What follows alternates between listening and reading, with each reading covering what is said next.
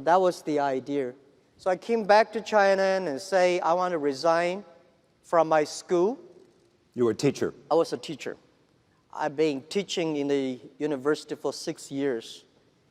So I said, I want to do it. I invite 24 of my friends to my apartment. After 2 hours of explaining what I'm going to do, internet, and 23 of them say, forget it.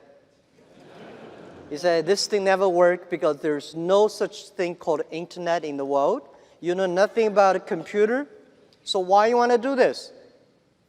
And only one people, he said, Jack, if you want to try it, just to try it. But if there's something wrong, just come back. And after a whole night thinking, I say, I still want to do it. Because most of the people, they have a fancy ideas in the evening, but in the day, when they wake up in the evening or in the morning, they go back to do the same job. We have to do something different. So from there, problem is that we have to find a solution that how we can be a company can live and long and healthy as long as like a Mercedes-Benz and a Siemens. If an industry cannot live more than 3 years, if all the companies cannot live happily for 3 years, this industry is never become the mainstream. This industry can never become the D economy.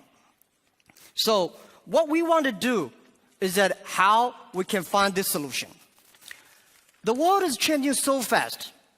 Most people don't realize what is IT, what is internet. We are moving very, very fast to data technology. IT technology and data technology, it's not the technology difference.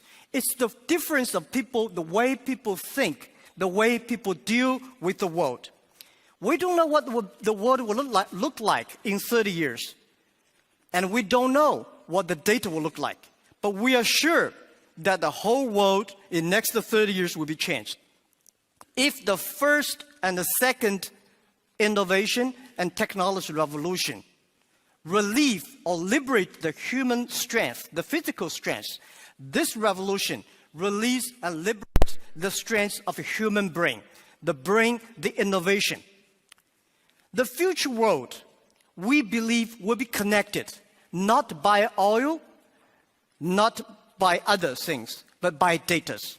The future world, the business is C2B, not B2C. C2B is consumer to business, not business to consumer. Because you have a lot of data, because of the data, the manufacturer must do customized things. Otherwise, manufacture will be very difficult. In the future, all the manufacturers, they make the machines. The machines can not only produce the products, the machines must talk. The machine must think. And the machine is not going to be supported by oil, by electricity. The machine is going to be supported by data. The future world, business will not focusing on the size. Business will not focus on standardization and the power.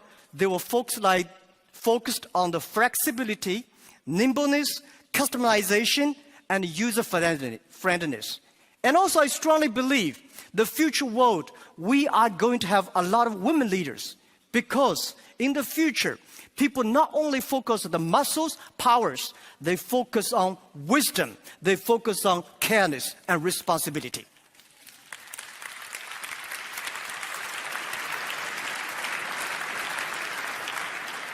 And I think internet must find the missing part. This missing part is how the clicks and the motors can work together. And how we can making sure in the next 30 years, the internet and the clicks and motors can work together. Only where clicks and motors can work together, internet companies can survive, can live happily for next 30 years. And if that day comes, that day we call the economy. And it's not a digital economy, which I called data economy. Everything is going to be changed. And I also believe the world is going to be beautiful, but the world is very challenging. Apple may not be the future, but Apple tells us what the future will look like. That is something in the machine is moving. That is data. We are at a great time of innovation, inspiration, invention, and creativity. And I think everybody's working hard, trying to realize their dreams. Today you see here are real world workers, truck drivers, and game players, and also all these senior people. Everybody in the